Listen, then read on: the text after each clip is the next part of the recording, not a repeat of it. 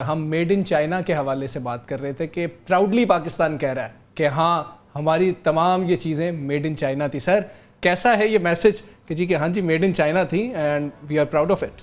I feel really proud of it also because I have been serving in China for some time in the past. And you can see Pakistan is claiming that they're 81% of their total ammunition, and they have bought it from China. And we have fought this war with India. Definitely, we were based on the Chinese technology. Why not we talk about that Baidu satellite system, and it have really challenged the Google and everywhere, whatever it was the substitute. The same time the Huawei cloud have really generated a wonderful opportunity not only for all of the rest of the world, I should say. And the surveillance system, the surveillance जो satellites China use कर रहा था, और उसमें ये कहा गया कि कुछ satellites they have borrowed to Pakistan during that time, जिसकी वजह से हमारे पास ओरिजिनल फुटेज भी पहुंच रही थी, हमें पता भी चल रहा था. This was all made in China, and why not we can see that the way they jumped from 5G to 6G, and this have really proved their supremacy in many technology. Specially वहाँ पे जो आज भी काम किया जा रहा है, जो नैनो टेक्नोलॉजी पे, इंटीग्रेशन टेक्नोलॉजी पे, उनकी डीप सीक टेक्नोलॉजी पे, वो इतना वंडरफुल है, it's going to shock the world in many areas. So हमें ये जो वर्ड है मेड इन चाइना, ये एक ऐसा वर्ड है that we should feel very proud of it. Yes, our ammunition is made in China, and that made in China J-10C is eligible to destroy this Rafale, जिसे कहा जाता था कि जी जब राफेल आ जाएगा तो हम पता नहीं क्या कर देंगे, हम क्या कर देंगे, जैसे पाकिस्तान की मोटरवे भी उतार लेंगे. ये कुछ भी नहीं हो सकता. तो अल्हम्दुलिल्लाह बिसाइड दैट बिल्कुल ठीक है, वो क्या कर लेंगे, उन्होंने क्या किया, क्या कर सकते थे और पाकिस्तान ने क्या किया. इस वक्त हमें ज्वाइन किया है दिफाई तजियाकार ब्रिगेडियर रिटायर्ड हारिस नवाज साहब ने. ब्रिगेडियर साहब वेलकम. सर सबसे पहले तो आपको मुबारक हो, हम इसी पे बात कर रहे थे, पहले हमने सब ने एक दूसरे को मुबारकबाद दी है. सर क्या कर सकता था, ये तो उसने बहुत सोचा था भारत ने, लेकिन क्या किया वो आप हमें बताएं. कैसा फील कर रहे हैं और पाकिस्तान ने कैसा जवाब पूरी दुनिया को दे दिया है कि आपने हमें ये नहीं समझना कि हमारी जो अमन की बात है वो हमारी कमजोरी है. देखिए पूरी कौम को मुबारकबाद है. अल्हम्दुलिल्लाह जिस तरीके से पूरी कौम I would say we fought as a nation, जो कि एक सबसे बड़ी ताकत होती है दुश्मन को बताने के लिए, और उसके बाद जिस तरह हमारी मुसल्लह फौज ने और ख़ास तौर पे हमारी एयर फोर्स ने और chief of army staff general Asim Munir की क़यादत में, इंस्पायरिंग कमांड में, जिस तरीके से प्रोफेशनल तरीके से उन्होंने अपने ट्रुप्स को हैंडल किया, उनको एक मोटिवेशन फोर्स बनाया. जिस तरीके से हमने देखा जब वो आए थे तो कैसे हमारे जवानों ने नारे लगाए थे, और फिर बार बार एक ही बात की कि हम तैयार हैं, हमें आजमाना. बात नंबर 1 जी. नंबर 2 ये कहा कि हम अमन चाहते हैं, हम अमन को हमारी कमजोरी मत समझो. पाकिस्तान बिल्कुल mature responsible nuclear army state की तरह बिहेव किया विद बैटल हार्डन आर्मी, और लास्ट में यही कहा था कि अगर आप स्टार्ट करोगे लड़ाई तो एंड हम करेंगे, और हमने 15 घंटे में इसको एंड करके दिखा दिया. दिस प्रूव्स कि कैसे हमारी मिलिट्री फोर्सेस तैयार हैं, और किसी फील्ड में, हर फील्ड में हमने इंडिया को नाक चने चबा दिए. और 5 घंटे में सुबह फर्स्ट से फजर की नमाज के बाद स्टार्ट किया, और मेरे ख्याल में 11-12 बजे तक इन्होंने घुटने टेक दिया. दे डिड नॉट नो कि क्या हो रहा है. इनके सफ़ों में पैरालिसिस हो गया. आर्मी में यकीन करें, जहाँ जिस और लेके श्रीनगर से लेके गुजरात तक, नॉर्थ से साउथ तक पूरा एरिया इनका जो है ना, इनके सर पे जो है ना वो हमारे ये हतफ, ये फतेहवान ऐसे गिर रहा था जैसे को खुदाई आफत. सर भारतीय मीडिया ये कह रहा था कि गुजरात में मोदी साहब आपकी रियासत में दाखिल हो चुके हैं, आप अपने एयर बेसिस को नहीं बचा पा रहे, अपनी जनता को कैसे बचाएंगे. सर ये उधर चीखो पुकार हो रही थी उनके मीडिया पे उस वक्त. और साथ ही साथ जिस तरीके से ब्रह्मोस मिसाइल की पूरा स्टोरेज तबाह कर दिया. S-400 दुनिया की लेटेस्ट ये मिसाइल जो एंटी मिसाइल को तोड़ते हैं, ये सारी साइट्स ख़त्म कर दी. उड़ी में इनका पूरा एमुनिशन डंप जो कि ये कश्मीर को सप्लाई करते ख़त्म कर दिया. सारे एक दिन के जो थे ना नज़दीक एयरपोर्ट वो तबाह कर रख दिया. पठानपुर, उधमपुर, सरसा और जितने बठिंडा, इनको समझ नहीं आई. प्लस उसके बाद हमारे जहाज़ों ने जिस तरीके से इनके सारे तबाह किए ना, और एक अभी हमने सिर्फ फतेह इस्तेमाल किया है।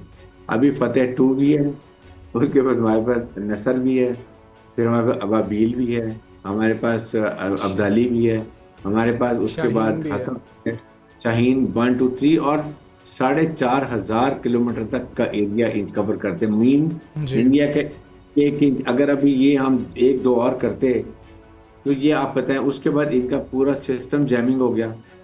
इनका जो अस्करी इनका सैटेलाइट वो हमने इनको हैक कर दिया। They did not know. ऐसे ही इंडिया जो है ना, ये नहीं कहने वाले कि जी अब हम एस्केलेशन नहीं चाहते। पहले क्या कहते थे, काश हमारे पास रफाइल होते तो हाँ हम जी। पाकिस्तान क्या कर सकते। जो ब्लडी एडियट चाय पिलाने वाले गुजरात के, तुम्हारी हैसियत वी वांटेड। और सबसे बड़ा फायदा ये हुआ है कि दुनिया को पाकिस्तान की मिलिट्री पावर का पता एग्जैक्टली चल गया। न्यूक्लियर पावर और बड़ी रिस्पॉन्सिबल मुल्क। बिल्कुल सर, और आप दुरुस्त कह रहे हैं। कन्वेंशनल वॉर लड़नी है तो वो भी हमने लड़के दिखाई है, और अगर आपने मॉडर्न वॉरफेयर में आना है तो वो भी पाकिस्तान ने लड़के दिखाया। एडमिरल साहब, आपकी जानिब सर आऊँगा। सर, अगर हम देखें कि इंटरनेशनल जरीदे जो बात कह रहे हैं, जो इंटरनेशनली दिफाई तज्जियाकारों से उन्होंने बात की है, उन्होंने कहा है कि जो सबसे बड़ा नुकसान या तबाही हुई है ये 4-5 रोज़ के अंदर, वो S-400 जो भारतीय एयर डिफेंस सिस्टम है, वो कह रहे हैं कि बाकी चीज़ें तो हुई सो हुई, लेकिन ये इतना बड़ा धचका है कि शायद भारत को दहाइयां लगे इसको रिकवर करने में। जी बिल्कुल। हमें ना S-400 की जो टेक्निकल डिटेल्स हैं, अगर हम उन पर थोड़ा सा बात करें सर। तो इंडिया ने ये 5 बैटरीज खरीदी थी। इनका $5.5 बिलियन का कॉन्ट्रैक्ट था। तो उन 5 बैटरीज के बाद इंडिया ये समझता था कि जो इनका एयर डिफेंस बबल है, जी हम एयर डिफेंस बबल को ऐसे डिफाइन करते हैं कि आप एक पूरा एक बबल बना देते हैं जिसके अंदर कोई भी एयरक्राफ्ट या कोई भी मिसाइल एंटर नहीं हो सकता, and then they call it invincible. कि Okay. इसके बाद हम तो बिल्कुल जो है ना एक खुदाई फौज बन गए हैं। लेकिन अल्हम्दुलिल्लाह इसके निज़ाम को ब्रीच करना, ये हमारे टेक्निकल स्टाफ का और हमारे शाहीनों का एक बहुत बड़ा कारनामा है, और उसके बाद उसको पिन पॉइंट एक्यूरेसी के साथ तबाह करना, ये उससे भी बड़ी बात है। इसकी जो डिटेल्स तो भी आहिस्ता आहिस्ता आएंगी मार्केट में कि कितना नुकसान हुआ और कितना बड़ा उनको झटका है। लेकिन on the face of it, आप ये समझ लीजिए कि इसको सिंपल लफ्जों में आम फैम लैंग्वेज में कहें तो हमने उनके कपड़े उतार के मार्केट में नंगा खड़ा कर दिया उनको हमने। अब वो बिल्कुल क्या कहते हैं, डिफेंसलेस होके बैठे हुए हैं। ये इनकी मजबूरी थी हमारे साथ आके टेबल टॉक करना और हमें डी एस्केलेशन या सीज फायर पे आमादा करना। मैं ब्रिगेडियर हारिस नवाज की बात से आगे पिक करूंगा। अभी तो हमारे तुर्किश का एक तीर चला है, अभी तो बहुत सारे तीर बाकी हैं। अभी तो आपको अपने बहुत सारे से त्रिशूल दिखाने थे कि जिनको आपको पता चलता है कि जनाब के आने वाले वक्तों में आपकी नस्लें याद करेंगे कि हमारे साथ हुआ क्या है। सर, आप बात कर रहे थे पाकिस्तान की, ये कि जी हम आप प्राउडली कहते हैं कि मेड इन चाइना।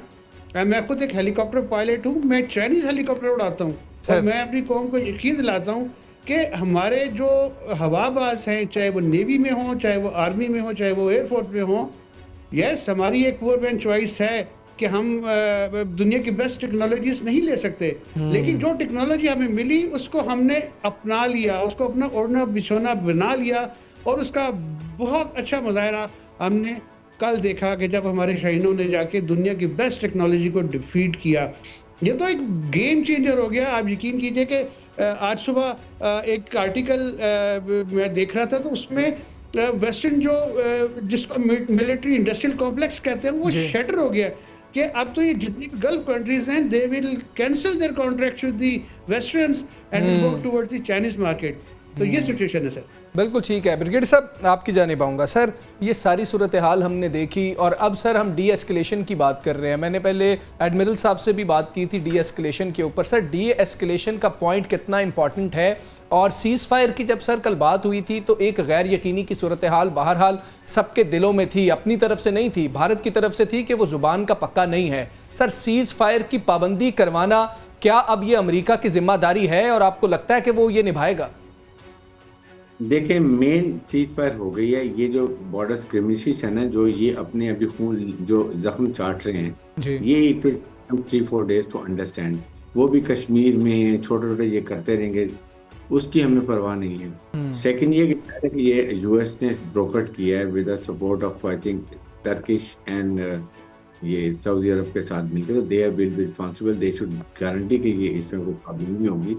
लेकिन हमारी मुसल्लह फ़ौज, चाहे वो हमारी एयरफोर्स हो, ग्राउंड फोर्सेज हो, नेवी हो, they will remain vigilant, they are on 24 hour vigilant till the time that ये होल डज सेटल डाउन। ये तो बड़ी क्लियर सी बात है। लेकिन सबसे खुशी की बात है कि we will negotiate with India on much much stronger wicket. Exactly, very strong.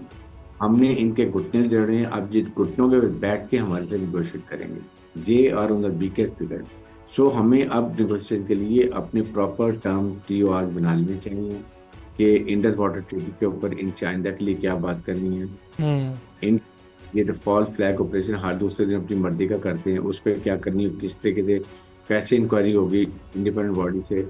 ये जो इंडिया जो बलोचिस्तान में BLA BLF को सपोर्ट कर रहा है उसकी बात करेंगे। जो KPK में बैठ के अफगानिस्तान में बैठ के TTP को आइस फरसान को ये सपोर्ट, वो पाकिस्तान में टेररिज्म वैसे भी कर रहा है, उसके बाद जाएगी ये सारी चीजें हमें। और उसके बाद Kashmir should be part of agenda. I don't think 3 chapter direct पर हम थे कि Kashmir should come on the core issue of agenda में रहना चाहिए। उसका ये फायदा होगा कि कम से कम ये हो जाएगा कि it will be taken as a dispute रहे, then we will take it further. और एक कश्मीर दुनिया ने रियलाइज कर लिया कि it is now a real nuclear flash point which I am always telling. बिल्कुल। और इस दुनिया को पता चलना चाहिए कि यस, और आज ट्रम्प ने खुद कह दिया कि ये मसले को मैं कोशिश करूंगा कि मैं इसको रिजॉल्व कर लूँ जिस तरीके से। तो ये इसका मतलब है कि इंडिया ने हमें हेल्प किया इंटरनेशनलाइज करने के लिए, इशू को ऐसा बताने वाकई ये न्यूक्लियर फ्लैश पॉइंट है। और अब इसको दुनिया समझेगी कि यूनाइटेड नेशन के चार्टर के मुताबिक फाइंड अ सॉल्यूशन, प्लेबिसाइड करवाएं। बिल्कुल, आप ब्रिगेडियर साहब दुरुस्त कह रहे हैं कि भारत ने हेल्प किया है। जिसके हवाले से कह रहा था, भारत ये क्लेम करता था कि कश्मीर का इशू सॉल्व हो गया जी, देखिए हमने इलेक्शन भी वहाँ पे करवा दी है, वहाँ पे बड़े बेहतरीन हालात हैं जी, हमारा मुकम्मल कंट्रोल है अब। और बड़ा इन्वर्टेड कॉमास में लिखा है 1000 ईयर्स सर ट्रंप ने, यानी कि उसने ये बताया कि जब मैं 1000 ईयर्स की बात करता हूँ, ये बात इंटरनेशनली हो रही थी कि शायद ट्रंप तो जानता ही नहीं है कश्मीर का इशू क्या है। उसने इन्वर्टेड कॉमास में लिख के ये बताया कि ये मैं मुहावराती तौर पर इस्तेमाल करता हूं कि ये बहुत पुराना, 1000 ईयर्स का मतलब है बहुत पुराना, जबकि भारत कह रहा था पाकिस्तान तो उस इशू को उजागर ही नहीं कर सका। आमिर अली साहब, सर बड़ा क्लियर किया था DG ISPR ने इंडिया को कि don't externalise your internal problems और don't internalise your external problems. Sir इस वक्त जो हालात हैं, अब खालिस्तान का जो मामला है, जो इंटरनल प्रॉब्लम्स हैं भारत के, हम वीडियोस देख रहे हैं, वो अभी वीडियोस बना के कह रहे हैं कि पाक फौज ने अंदर घुस के मारा है आपको, अफवाज पाकिस्तान ने, और अभी हम अंदर मौजूद हैं, हम अंदर से आपको बताएंगे कि आप एग्जिस्ट ही नहीं करते हैं यहाँ पे इस खित्ते में। अब कम से कम उन्होंने सच तो बोला है। खालसा की ये तो खूबी है कि वो सच बोलते हैं, और उन्होंने ये सच बोला है। और जैसे उन्होंने कहा कि जी ठीक है, ये जो कुछ हमारे तरह, जिस तरह ये एक वो डिस्क्रिमिनेट कर रहे हैं, और उसके अलावा जिसे उनको दबाया जा रहा है जिस तरह खालसा तहरीक को जी। और इस पे तो जस्टिन ट्रूडो ने ऑन असेंबली अपनी खड़े होकर ये बात कह दी थी, और उन्होंने ये कहा था कि we have the clear evidences of India to is intervening in our Canadian affairs, क्योंकि ये कैनेडियन शहरी हैं जो निजर सरदार निजर जो मारे गए थे, जिनको मैं शहीद कहूँगा। तो उन्होंने बिल्कुल जो है ये ऐसे वाक़यात, तो इंडिया तो अपनी फिल्मों को बेस बना के ना, वो चूँकि कार्टून मूवीज़ और इमेजिनेटिव मूवीज़ बनाता है कि हमारा एक जो है वो बॉन्ड गया है, वो किसी भी जगह पे गया है और उसने जाके पूरी हुकूमत चेंज कर दी है और फिर वापस भी आ गया है, ये उनका थोड़ा सा वहम भी दूर होने वाला है। तो सर इंटरवेंशन, अभी ब्रिगेडियर साहब भी जिक्र कर रहे थे, बड़ी तफसील से उन्होंने जिक्र किया BLA के प्लेटफॉर्म पे ख़ास तौर पे, और अफ़गानिस्तान वाली साइड से जिस तरह हम उस मामले को उतना नहीं उठा सके जितना हमें उठाना चाहिए था। ये पहलगाम वाला वाक़या जिसका पाकिस्तान से दूर दूर तक कोई ताल्लुक नहीं था, एक झूठ हम पे थोपा गया, जबकि जो जाफर एक्सप्रेस के साथ हुआ, जो उसके हैंडलर्स के साथ हुआ, जो उसके फ़ोन ट्रैक हुए, अगर कोई पूरी दुनिया में ज्वाइंट कमीशन बनना चाहिए तो क्या इस बारे में नहीं बनना चाहिए कि जो पाकिस्तान के इल्ज़ामात हैं, मैंने आपके ही प्रोग्राम में लास्ट टाइम भी कहा था, मैं फिर कहूँगा कि जीत दोवल तो ऑन रिकॉर्ड कहता है कि मैं पाकिस्तान में ये धमाके करवा के गया हूँ। तो अगर कमीशन बनना चाहिए तो वो अजीत डोभाल पे क्यों नहीं बनना चाहिए? अगर आपने कमीशन बनाने हैं तो कुलभूषण यादव पे भी कमीशन बनाए, आप बनाए कमीशन। हम तो चाहते हैं कि आप ट्रूथ फाइंडिंग कमीशन बनाएं, आप लोगों को सच बताएं, अवाम को पता चलना चाहिए, इंटरनेशनली पता चलना चाहिए। हमारा मीडिया, हमारे प्राइम मिनिस्टर, इवन हमारे जो आर्मी स्पोक्समैन है, उन्होंने कहा कि आप किसी भी थर्ड पार्टी से इसकी इन्वेस्टिगेशन करवा लीजिए पहलगाम के इंसिडेंट की। हम खुद इन तमाम मसाइब से गुजर रहे हैं। ये जितनी भी इन्फिल्ट्रेशन होती है, तो वो इन्फिल्ट्रेशन कौन सी है कि जिसको आज भी आप स्टेट स्पॉन्सर्ड करते हैं? क्या आपका सोशल मीडिया सारा बीएलए करता हुआ, वो जो 1500 बीएलए के लोग हैं जिन्हें हम 1500 से ज्यादा नहीं गिनते, उनको आप सपोर्ट कर रहे होते और आप कह रहे होते कि यही सारा बलूचिस्तान है? वो बलूचिस्तान नहीं है। बलूचिस्तान वो है जिसने कल रात को पूरे पाकिस्तान के साथ, पाकिस्तान की आर्मी के साथ खड़े होकर पाकिस्तान जिंदाबाद के नारे भी लगाए हैं, मिठाई भी खिलाई है और पूरे पाकिस्तान को सपोर्ट किया है। वो बलूचिस्तान है। इसलिए आप जब भी ये इन्फिल्ट्रेशन की बात करते हैं, सबसे पहले अपना गिरेबान देखिए। सर, मैं बार बार एक बात कहता हूं, यहां पे तो ये इन्फिल्ट्रेशन हमारी कश्मीर में या पंजाब में ये कह देते हैं जी पाकिस्तान की साइड की है। वो इन्फिल्ट्रेशन कहां है जो आपकी 7 ईस्टर्न सिस्टर स्टेट्स में हो रही है, नागालैंड में हो रही है, मणिपुर में हो रही है, असम में हो रही है। आपके अंदरूनी मसाइल आपके खराब है और वहां पे तो कोई पाकिस्तान के बॉर्डर। बिल्कुल, आप अपनी दाखिली कमजोरियों को तो पहले दुरुस्त कर लें। आप पूरे खित्ते के हेजमन बनने के लिए जा रहे हैं। एडमिरल साहब, आपकी जानिब मैं ये बात करूंगा कि सर ठीक है, जैसे कि ब्रिगेडियर साहब भी फरमा रहे थे कि हम इस वक्त एक बेटर पोजीशन में है, और जब आप बेटर पोजीशन में होते हैं तो आप जब मेज पर जाते हैं, उस मेज के ऊपर आप बेहतर पॉइंट्स रख सकते हैं, अपनी शराइत ज्यादा मनवा सकते हैं। सर, बाकी चीजें तो चलें, डी एस्केलेशन भी हो जाएगी, सीज फायर हो चुका है, सब कुछ हो जाएगा, लेकिन पाकिस्तान को यह वाजे नहीं कर देना चाहिए जो भारत की प्रॉक्सीज हैं पाकिस्तान के अंदर, अगर वो कहीं से एक्टिव होती हैं, पाकिस्तान के अंदर से इंटरनली कुछ करने की कोशिश की जाती है, तो हम उसको एक्ट ऑफ वॉर ही समझेंगे और फिर हम आपका वही हशर करेंगे जो अभी हमने कल किया आपका। जी बिल्कुल बिल्कुल ठीक कहा आपने, 100% ऐसे ही है। जो हमारे जो points to be discussed on the table होने हैं, उनको प्रॉपर एक चार्टर की शक्ल में हमें अपने गारंटर्स को बताना चाहिए, और इंडिया डेफिनेटली ये कोशिश करेगा। मैंने पहले भी ये बात की कि उनका नीड रिएक्शन के लिए हमें तैयार रहना चाहिए। वो एक्सटर्नल भी हो सकता है, वो इंटरनल भी हो सकता है। और जो उनके जो प्रॉक्सीज जिनका जिक्र ब्रिगेडियर हारिस ने किया, बीएलए हो जाए या फिर टीटीपी या फिर जो आईएसआईएस खरासान चैप्टर है, अगर उनकी तरफ से भी कुछ होता है तो that should be considered as a act of war by India against Pakistan, और इसको हमारे एजेंडे का पार्ट होना चाहिए।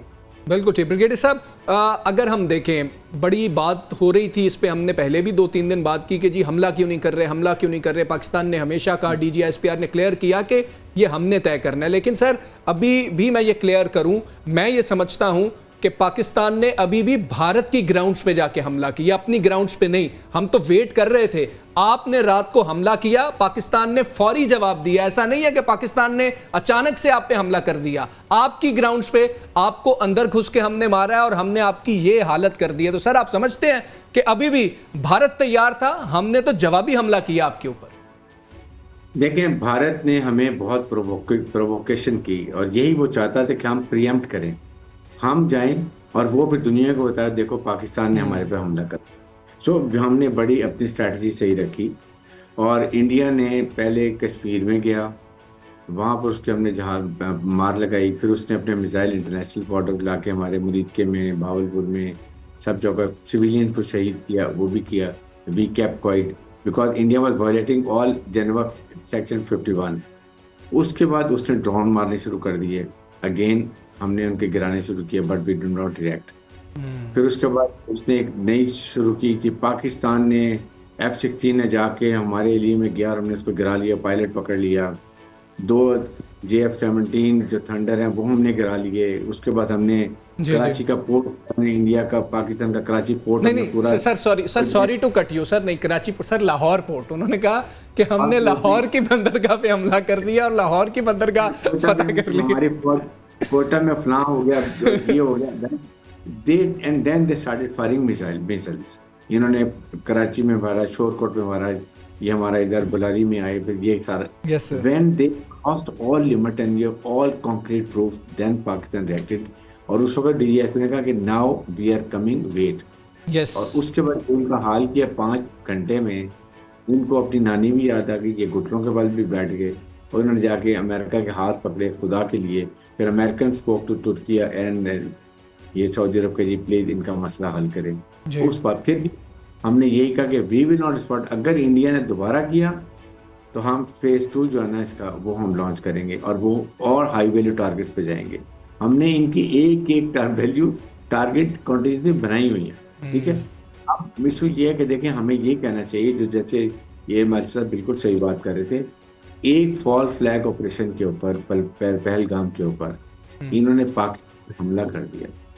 ये बलूचिस्तान में खुल्लम खुल्ला कहते हैं, इनके मिनिस्टर सब कहते हैं हम ये कर रहे हैं, टीटीपी को ये सपोर्ट कर रहे हैं, जाफर में इन्वॉल्व है। बीच से नेक्स्ट टाइम अगर इंडिया ने ये किया तो हम एक हफ्ते में सारी इन्वेस्टिगेशन करेंगे, प्रूफ दुनिया को देंगे, and then we are going to retaliate. This is what the language. ये अखंड भारत के टेररिस्ट कसाई 4 जो टोला है इनका ये समझता है, इनके सर पे जब डंडा पड़ता है तो ये आपके पाँव पकड़ते राम नाम करते, जैसे उन्होंने किया। So this is this language you should understand. हमने बहुत इकोनॉमिक लॉस कर लिया, वी आर विक्टिम टेररिज्म। हमने 150 अरब डॉलर का नुकसान किया, हमारे 80,000 के करीब फौजी सिविलियन शहीद हुए और अभी भी हो रहे हैं। Enough is enough. We will tell on this negotiations हमारे फॉरेन ऑफिस को, जब ये टीम बैठती है we should be very clear किन टर्म्स हमने डिसाइड करना है, other we all the right to again respond, and that is what the language this. और फिर उसके मैं आपको यह बता दूं, 6 महीने में मुझे यकीन है यही पब्लिक, यही नरेंद्र मोदी कसाई को गधे पे बिठाएंगे, मुंह काला करेंगे, फिर गुजरात के रेलवे स्टेशन में ले जाके बिठाएंगे, इसको खोखा देंगे चाय का, कहेंगे या तो चाय बेचो, दिस इज द प्लेस।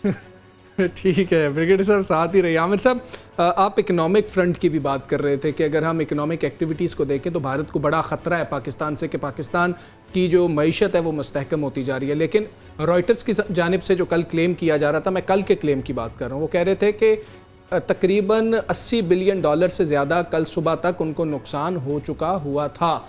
ये इतना बड़ा नुकसान भारत को इकोनॉमिकली भी हुआ है सर?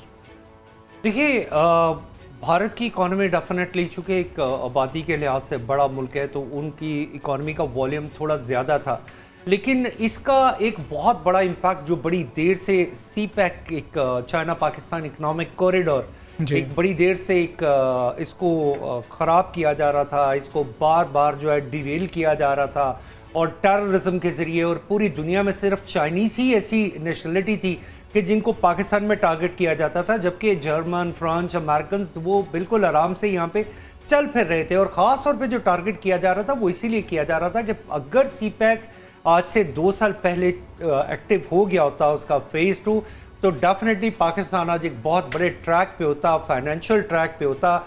हमारी इंपोर्ट्स जो हैं उन पे जो है वो बैरियर लग चुका होता, वो कम हो चुकी होती, एटलीस्ट हमारी एक्सपोर्ट्स बढ़ गई होती, और हमारा जो ट्रेड डेफिसिट है वो प्लस की तरफ जाना शुरू हो जाना था। लेकिन अनलकीली हम एक अरसे से ऐसा नहीं कर पाए, और उसकी रीज़न बड़ी क्लियरली है। ब्रिगेडियर साहब ने भी मेरी बात को सेकंड किया, हर कोई इस बात को सेकंड करता है कि वो तमाम इन्फिल्ट्रेटर कहाँ से आते हैं।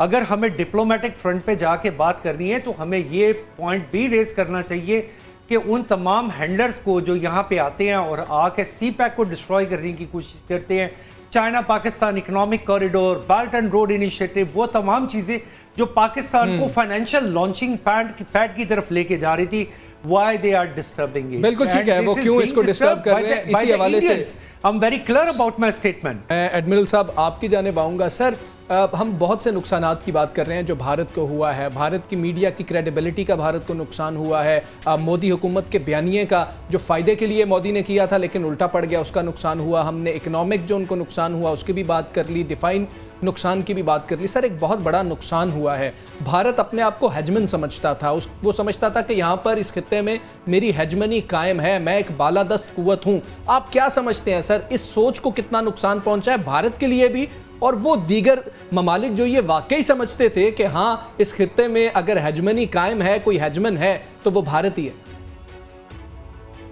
जी देखिए, हेजमन के लिए ना कुछ प्री रिक्विजिट्स हैं।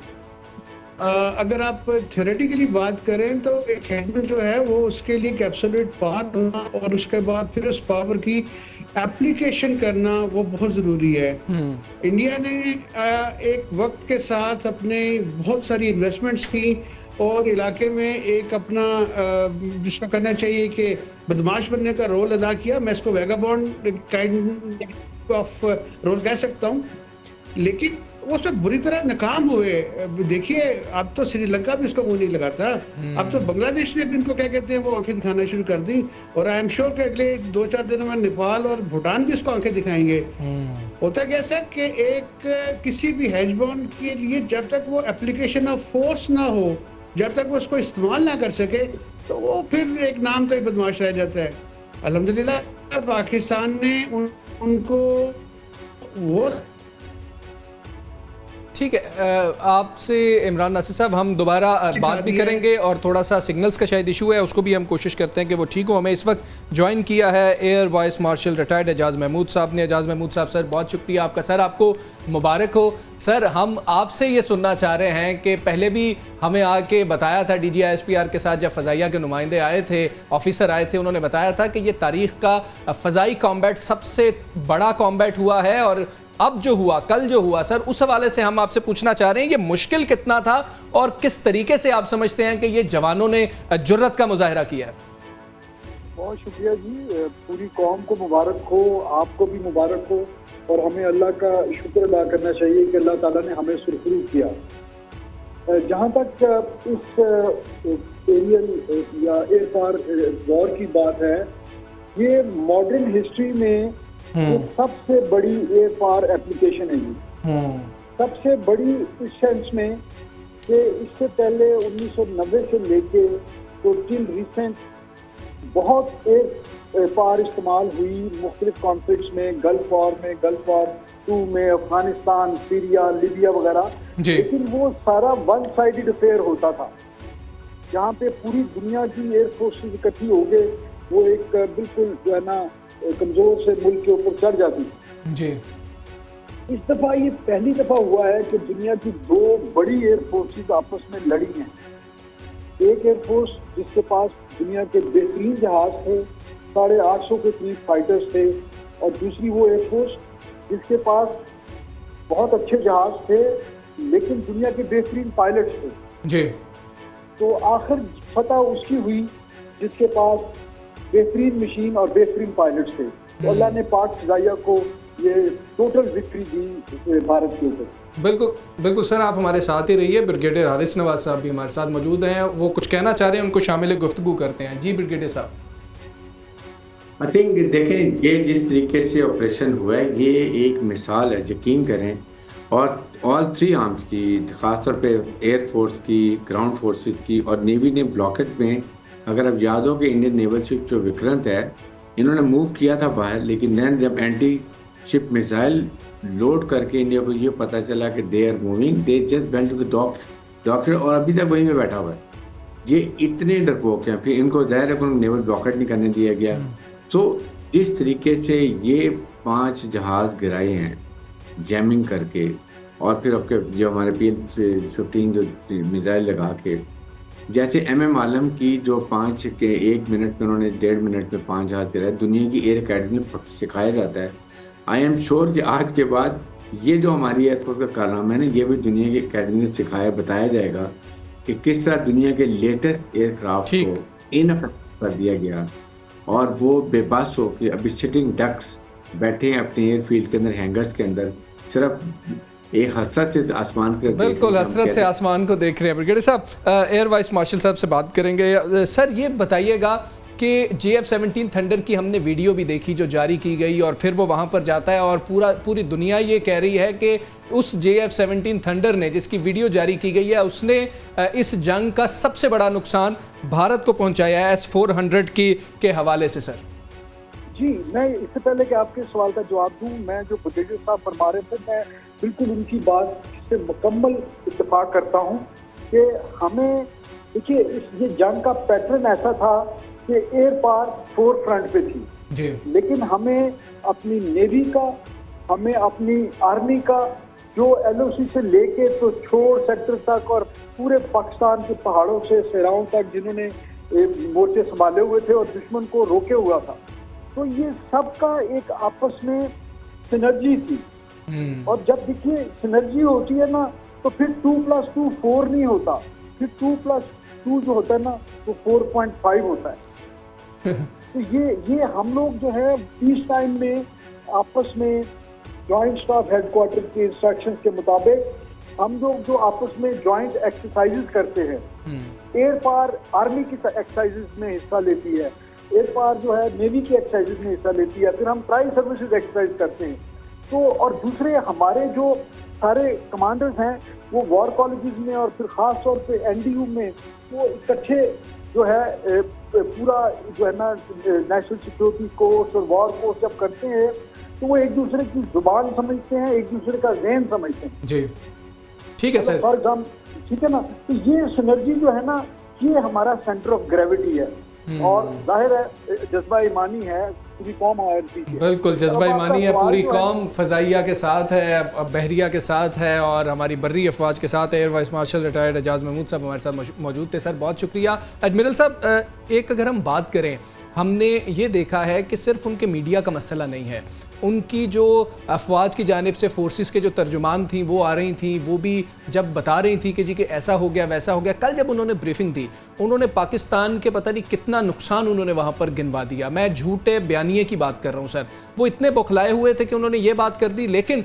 जब अपने नुकसान की बात आई तो उन्होंने पता क्या कहा, उन्होंने जवाब दिया कि उसकी ना अभी हम असेसमेंट कर रहे हैं, वो असेसमेंट हो जाएगी तो वो हम आपको बता देंगे। यानी कि जो आपकी सरहदों के अंदर नुकसान हुआ है उसकी तो अभी तक आप असेसमेंट नहीं कर सके और पाकिस्तान के हवाले से पता नहीं क्या क्या उन्होंने आके बता दिया। सर जी बिल्कुल, मेरी आपको उम्र से अंदाज़ा हो रहा होगा कि मैंने कोई 5-6 ऐसे कॉन्फ्लिक्ट्स देखे हैं इंडिया के साथ और हमेशा झूठ पे मुबनी उनका एक बयानिया होता है और वो एक धड़ल्ले से झूठ बोलने की कोशिश करते हैं। 71 के बार में हम छोटे छोटे होते थे तो उस वक्त रेडियो पे गाना चलता होता था, झूठी रे झूठी आकाशवाणी है, आकाशवाणी उनका रेडियो था। तो वो एक उनकी ट्रेनिंग इस तरह से हुई है, उनका मीडिया भी वैसे ट्रेन हुआ है। और लेट मी से दिस के आप यकीन कीजिए कि उन्होंने सिर्फ बॉलीवुड स्टाइल में एक मूवी बना के और उसकी ऑर्केस्ट्रेशन में वो इस तरह से काम कर लेते हैं। हकीकत की दुनिया बहुत मुख्तलिफ है। आई एम श्योर कि आने वाले दिनों में क्या आने वाले महीनों में भी भारत को ये पता नहीं चल सकेगा कि उनका कितना नुकसान हो गया है हर डोमेन में। और ये अल्हम्दुलिल्लाह जैसे एयर मार्शल साहब ने फरमाया कि ये एक सिनर्जी का एक बेहतरीन नमूना था। ये 8-9 घंटे की जो एक जंग थी उसने ये बता दिया कि कौम मुत्तहिद है, कौम के लोग मुत्तहिद हैं और हम दुश्मन को धूल चटाने की भरपूर सलाहियत रखते हैं। बिल्कुल। आमिर अली साहब, अगर सिफारती महाज की अब हम बात करें, क्योंकि फोर्सेस ने बेहतरीन लड़ाई लड़ी है, जो उनका काम था उन्होंने बेहतरीन तरीके से किया है। अब सिफारती महाज है जो बहुत इंपॉर्टेंट है और जब सिफारती महाज की बात आती है तो पहले क्वेश्चन मार्क लगते रहे हैं वैसे अगर हम माजी की बात करें, लेकिन सिफारती महाज में आप पूरा ये सिनेरियो देखें तो पाकिस्तान ने कितने बेहतर तरीके से आप समझते हैं कि अपना मुकदमा पेश किया था कि आज सब भारत पे ही क्वेश्चन मार्क लगा रहे हैं। पाकिस्तान को अभी तक किसी ने नहीं कहा, किसी मुल्क ने नहीं कहा कि जी पाकिस्तान ने ज्यादती की है। और फ्यूचर में आप क्या समझते हैं कि पाकिस्तान ये इमेज लेकर जब टेबल पर जा रहा है क्या फायदा होगा? जियोलॉजिकल वॉर जो हुई है, जो फ्रंट पे वॉर हुई है, एक तो वो एक सेगमेंट था, लेकिन उसके साथ साथ एक डिप्लोमेटिक वॉर थी। तो पाकिस्तान की जो डिप्लोमेटिक पोजीशन है वो इतनी अच्छी रही, हमने बड़ी अच्छी डिप्लोमेसी की, पूरी दुनिया को एक बड़ा अच्छा मैसेज दिया, एक बड़े रिस्पॉन्सिबल कंट्री का मैसेज दिया। लेकिन ये जो निगोसिएशन वाली बात होती है ना, ये निगोसिएशन तब होती है कि जब इस टेबल का कितना पार्ट मेरे कब्जे में है तो मैं अपनी बातें मनवाता हूँ, या मेरे पास कितनी ऐसी चीज़ें हैं कि मैं अपनी चीज़ को आपके सामने रख सकूँगा। तो इस वक्त तो टेक्निकली इंडिया के पास कोई ऐसी चीज़ नहीं है कि वो टेबल पे रख के हमसे कोई बात मनवाने की पोजीशन में आए। अभी तो वो मेरा ख्याल है कि खासा बैकफुट पे होंगे और मॉरली भी डेफिनेटली डाउन होंगे। जितना मर्जी झूठ बोल रहे हैं, दुनिया को पता तो चल ही चुका है, ये तो इंडिया की अवाम को भी पता है, फैक्ट्स तो उनको भी पता है। वो खाली इंडियन मीडिया या मोदी मीडिया नहीं देख रहे, इंटरनेशनल मीडिया भी वहाँ पे चल रहा है और ये सारी बात हकाइक की सूरत में वहाँ पे मौजूद है। सर आप बात कर रहे थे हेजमनी की, जी। ये इस पे मैं एक बात कहना चाह रहा हूँ कि भूटान जिसको फॉरेन अफेयर्स की इजाज़त नहीं थी और उसके अलावा आर्मी उनके पास नहीं थी और उसको एक बड़ी तुफैली सी इंडिया की रियासत बना के रखा गया था, उनका भी कुछ डिस्प्यूट है चाइना के साथ। तो क्या किया कि चाइना और भूटान ने दोनों ने अपने मामलात को हल करने के लिए, जिसे कहा गया कि जी डिप्लोमेटिक फ्रंट पे सिर्फ इंडिया ही भूटान को रिप्रेजेंट करेगा, ऐसा नहीं हुआ, बल्कि चाइनीज और इंडियन इकट्ठे बैठे हैं और इन्होंने अपने बॉर्डर डिस्प्यूट को सेटल करना शुरू कर दिया, जिसके बाद भूटान की सॉवरेनिटी पे जो क्वेश्चन मार्क्स थे, अब इंडिया में एक बहुत बड़ी एक तहरीक चलनी शुरू हो गई है कि व्हाई नॉट भूटान, कि आपने जैसे सिक्किम को ले लिया था। बिल्कुल सर, इस तरीके पे बात करते हैं। अभी हमें अवैस मंगलवाला साहब ने भी ज्वाइन कर लिया है, उनको वेलकम करेंगे। अवैस मंगलवाला साहब, अब हम सिफारती सतह की बात कर रहे हैं, क्योंकि पीछे जो कुछ हुआ वो जो हमने देखा कि पाकिस्तान की फोर्सेस ने तो बेहतरीन कर दिया। सर, जब हम सिफारती सतह की इस वक्त बात कर रहे हैं कि हमने वहाँ पर जाना है, सर भारत को आप क्या समझते हैं कि सिफारती महाज पर अब तक कितनी नाकामी हो चुकी है, पाकिस्तान को कितना फ़ायदा हुआ है, और पाकिस्तान इस वक्त किस पोजीशन में है अपनी शराइत मनवाने के लिए? ये भी बताइए, शराइत होनी क्या चाहिए जो आप समझते हैं कि भाई ये हमारी शराइत है, पहले तुम मानो।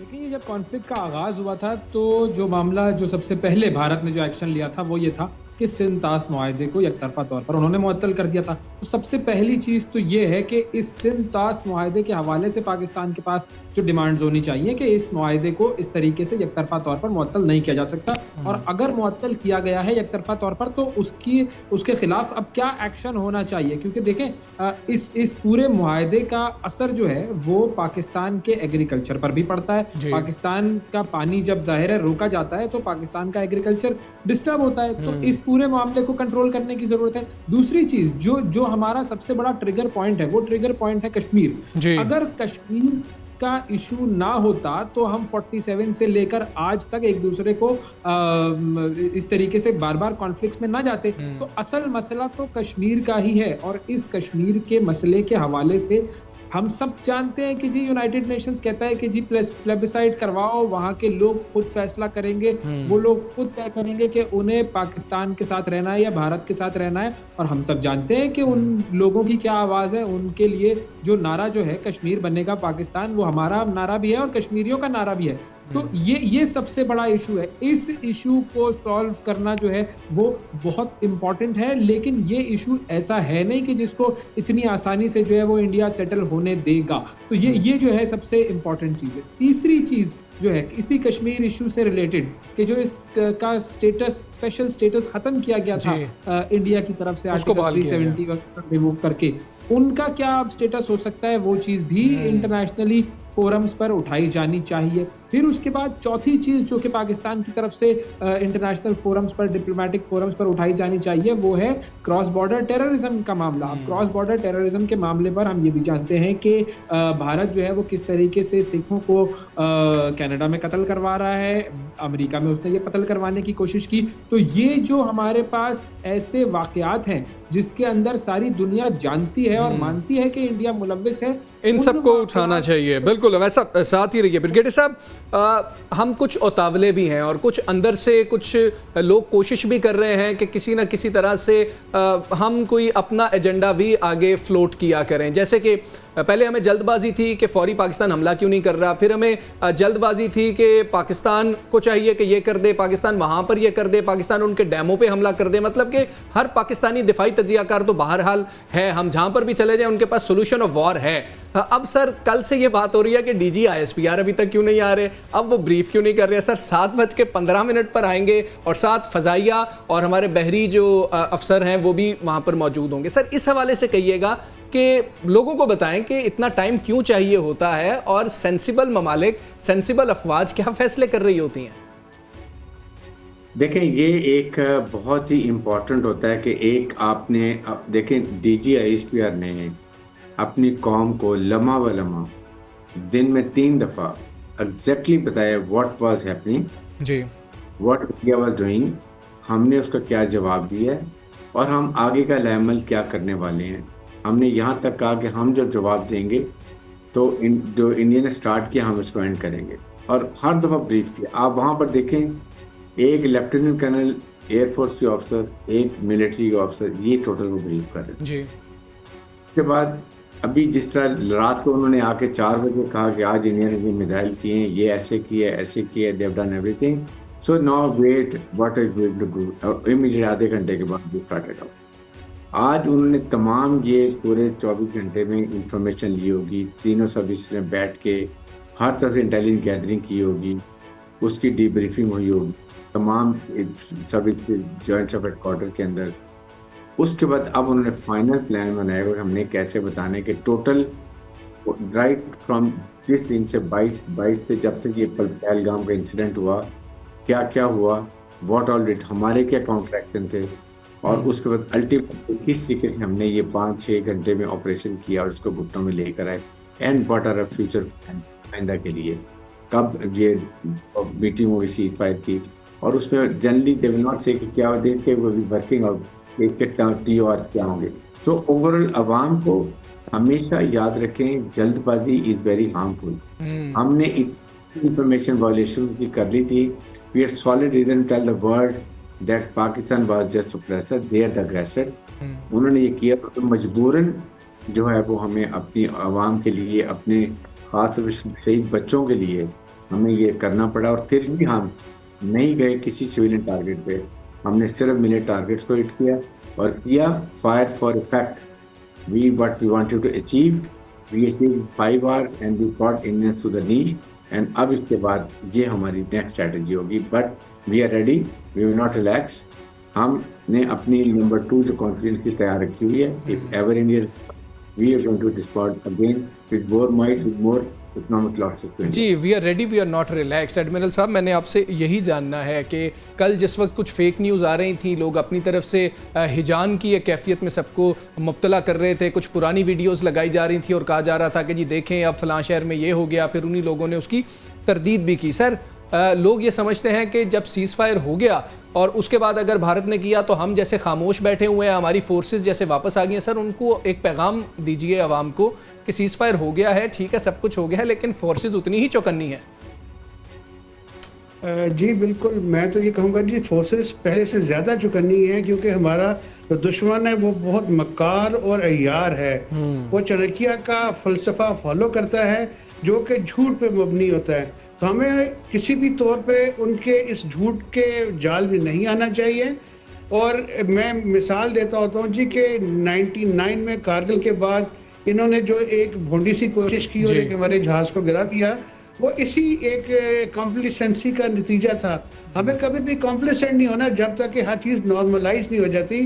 हमारी अफवाज और हमारी आवाम दोनों को बेदार रहना है और दुश्मन की आंखों में आंखें डाल के देखना है कि जनाब हम तैयार हैं। अगर आपने किसी भी किस्म का कोई नी जर्क रिएक्शन किया या किसी जगह पे हमें कमज़ोर समझ के दोबारा हमला करने की कोशिश की, तो हम पहले से ज़्यादा मुस्तैद और पहले से ज़्यादा तैयार होंगे और इंशाल्लाह आपको नाको जाने छपवा देंगे इंशाल्लाह जी, बिल्कुल। अच्छा आमिर अली साहब, गवर्नमेंट के रिस्पांस की बात कर रहे हैं कि एक तो चले पाकिस्तान ने सफारती सतह पर जो किया, जो वज़ीर ख़ारजा कर रहे थे, हमारे वज़ीर इत्तलात बहुत ज़्यादा एक्टिव हमें नज़र आए, वो जिस तरह से रिपोर्ट कर रहे थे और जब इंडिया कोई बात करता था तो पाकिस्तान को रिप्रेजेंट करते थे वहाँ पर, और इंटरनेशनल मीडिया में पाकिस्तान का बयानिया, हमारे वज़ीर दिफा बड़े एक्टिव रहे।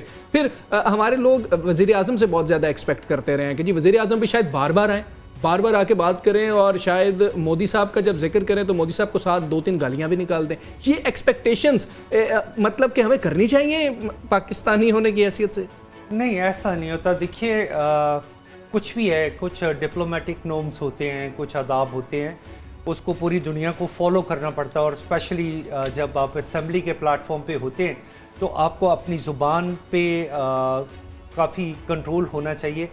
दूसरा, हर कोई डिपार्टमेंट अपना काम कर रहा होता है। वज़ीर इत्तलात अपना काम कर रहे थे, वज़ीर दिफा अपना काम कर रहे थे, वज़ीर ख़ारजा अपना काम कर रहे थे।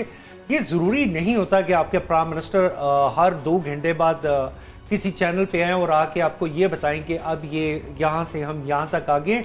ये हर डिपार्टमेंट अपना काम कर रहा होता है। इसी तरह जैसे DGISPR अपना काम कर रही थी, आर्मी जो है वो अपना काम कर रही थी, नेवी अपना काम कर रही थी। तो इन सब का ये ज़रूरी नहीं है, मैं इसे बिल्कुल नहीं समझता कि इन सबको जो है एक जगह पे आना चाहिए। लेकिन जैसे इन्होंने ये सिंध ताश मुआहदे का आपने जिक्र किया, तो सिंध ताश मुआहदा एक टेस्टर के तौर पे मैं समझता हूं कि इंडिया ने यूज किया कि पाकिस्तान को हम एक टेस्टर लगा के देखें कि ये इस पे क्या रिएक्शन देती है।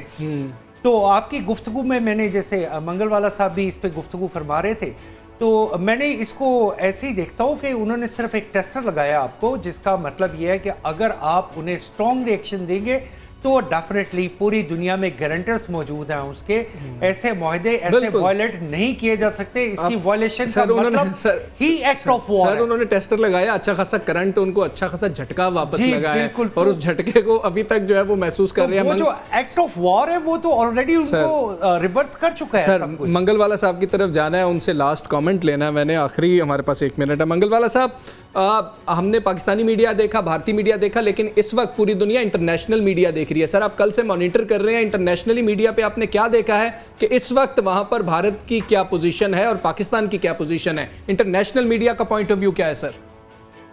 इंटरनेशनल मीडिया ने तो आपको बता दिया कि भारत का मीडिया जो है वो सिर्फ और सिर्फ झूठ बोल रहा था, और उसकी वजह से इंटरनेशनल मीडिया पर एक तो ये कि भारत की क्रेडिबिलिटी और भारतीय मीडिया की क्रेडिबिलिटी खत्म हो गई।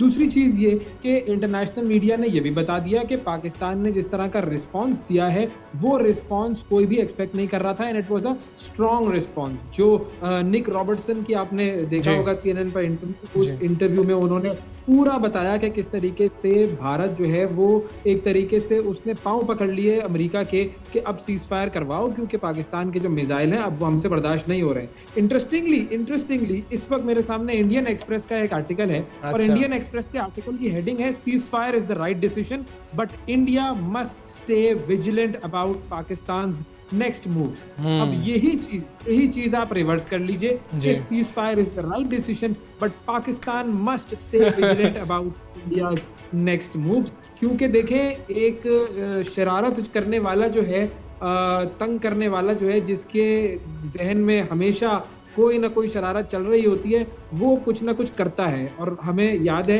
कि इमरान खान ने भी एक वो अपनी तकरीर में कहा था, वो सोशल मीडिया पर बड़ी वायरल थी वो तकरीर, कि उन्होंने कहा था कि जी वो पुलवामा जो है एक मरतबा फिर होगा, तो वो इंडिया जो है वो दोबारा कोई ना कोई ऐसी हरकत करेगा, तीसरी मरतबा आप कर देगा, पहलगाम कर दिया, अब उसके बाद कोई और कर देगा। मंगलवाला साहब, वैसे मुझे नहीं लगता कि वो इस पोजीशन में है, वो अब ये रिस्क नहीं ले सकता। उसने पाकिस्तान की दिफाई बर्तरी देख ली है, अब ये रिस्क लेते हुए भी सोचेगा। रिस्क नहीं ले सकता, बिल्कुल। लेकिन जो शातिर होते हैं ना, वो अल्फाज बहुत सारे हैं उसके लिए, लेकिन वो मैं अल्फाज इस्तेमाल नहीं करना चाहता। इस तरह की कोई ना कोई हरकत करने की कोशिश जरूर करते हैं, बाज नहीं आते। वो कौन से जानवर की दुम होती है जो टेढ़ी की टेढ़ी ही रहती है, तो उनकी दुम जो है वो सीधी नहीं होती है। आपको उनसे अग्रेसिवली डील करना आ गया है, उसी अग्रेशन की वजह से अमेरिका ने आपसे कहा कि जी सीज फायर कर लो, तो हमें अपना अग्रेसिव मोड जो है वो खत्म नहीं करना चाहिए। विजिलेंट पहले भी हम थे और अब भी रहेंगे। बिल्कुल ठीक है, हम चौकन्ने हैं, चौकन्ने रहेंगे, और भारत की जो दुम का आपने जिक्र किया वो इंशाल्लाह सीधी भी करेंगे। हमारे साथ मौजूद थे अवैस मंगलवाला साहब, हमारे साथ ब्रिगेडियर रिटायर्ड हारिस नवाज साहब मौजूद थे, rear admiral retired Imran Nasir साहब मौजूद थे, आमिर अली साहब हमारे साथ मौजूद थे। आप सब मेहमानों का शुक्रिया। आज पाकिस्तान की पूरी कौम यौम तशक्कुर मना रही है, हम अल्लाह ताला का शुक्रिया अदा करते हैं और हम अफवाज पाकिस्तान को सलाम करते हैं कि उन्होंने पाकिस्तान का दिफा बेहतरीन अंदाज में किया। सिचुएशन सेंटर से मुझे इजाज़त दीजिए, अल्लाह हाफ़िज़।